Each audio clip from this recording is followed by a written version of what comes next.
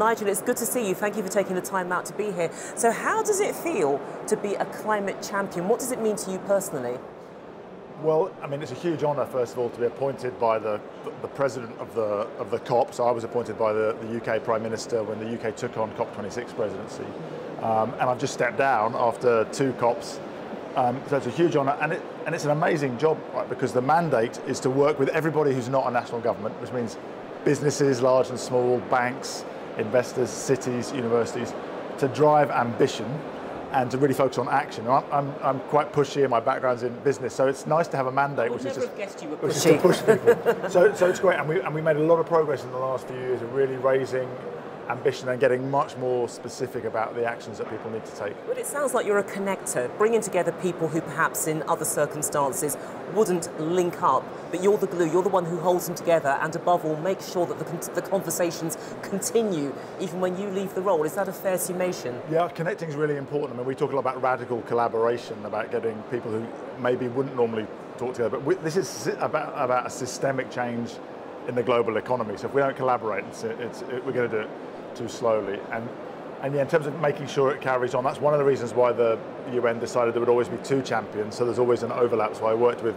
Gonzalo Munoz from Chile, the COP25 champion, and then Dr. Mahmoud Mohidin from Egypt, the COP27 champion. And we've built a team to support future champions, which is already working to support the new Emirati champion, Her Excellency Razan Al Mubarak, who's a great choice, by the way. Fantastic. Now look, earlier you talked about the COP26 in Glasgow. What do you think has changed since then? You talked about collaboration. Are we seeing more of that since that time? So I think a lot of things have changed. One thing is that basically we've all agreed, not everybody, but way past a sort of tipping point majority, that we've got to get to net zero as quickly as possible. So that's one thing that's changed. Second of all, private finance is in the room in a big way. You know, we co-founded with Mark Carney the Glasgow Finance Alliance for Net Zero. That's over 500 banks, asset owners, asset managers, insurers. And just to clarify, Mark Carney is a former governor of the Bank of England. Yeah, former governor of the Bank of England, and was a special envoy to the Secretary General of the United Nations and the advisor to the UK Prime Minister. And so we worked together to create this big group, all of whom committed to put in place plans to finance to net zero. And so since Glasgow, when the big headline of 130 trillion, but that's just assets under management, all those organisations have been putting in place plans to decarbonise their loan books or their pension portfolios, which they're now implementing. That's a massive shift of capital. I think the other thing that's happened is we've got very clear architecture of implementation, what we call the Breakthrough Agenda, which was launched in Glasgow, and then the Sharm el-Sheikh Adaptation Agenda launched in Sharm el-Sheikh. So we know what we've got to do by 2030. And so the really exciting thing for me now about this UAE presidency is to really operationalise that at scale, and with many more people who maybe haven't always been involved in the climate conversation, but are ministers of energy or industry, not of environment, because it's those ministers who have to make the policy changes and work with the private sector to drive the investment. But it seems that more people are coming around the table, which is a really positive thing. And you mentioned there the COP28 happening later this year, of course, in Dubai. But what would you say that we need to be doing differently compared to previous COPs? Because you are a bit of a COP veteran, so you've got that insider's view. Well, I think first thing is to respectfully do the homework to know what's happened before and build on it.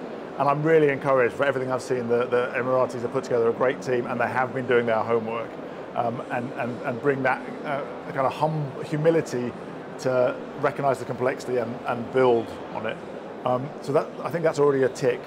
But secondly, I would say give people their swim lanes early. So define the thematic days in the next few weeks. By the end of February, say, because we're talking about trying to mobilise line ministers and CEOs who have the most jam-packed diaries of any human beings in the world. Give them their swim lanes, tell them which 2 or 3 days you want them to turn up, and tell them what you want to turn up with. Don't tell them that you don't want them to turn up to tell everybody else what to do, but turn up saying what you're doing, what money you're putting on the table, what projects you've already done, what projects you're committing to, and set a high bar for ambition and mobilise everybody. That architecture's emerging, but I think it could be really cemented this year. Yeah, because this is always the problem, isn't it, that COPs tend to overrun. Everybody bites their nails down, but we need to keep it on track to deliver. Well, I'm glad you mentioned that, because I would distinguish between the multilateral negotiations, which is formally what the COP is, and it's a negotiation. Negotiations always overrun. That's part of the dynamics of negotiations, right? You have the one-upmanship till midnight, and then you go over a little bit. So they never finish on time, a day or two late.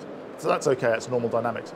But what I'm talking about is what happens outside of those formal negotiations, which is less the negotiations require 196 countries to agree every comma. It's a very high bar of consensus.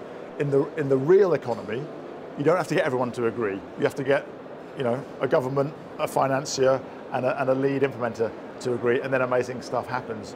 So that sort of dynamic implementation track is also very present at the COPs, and actually hasn't tended to get as much coverage as the negotiations.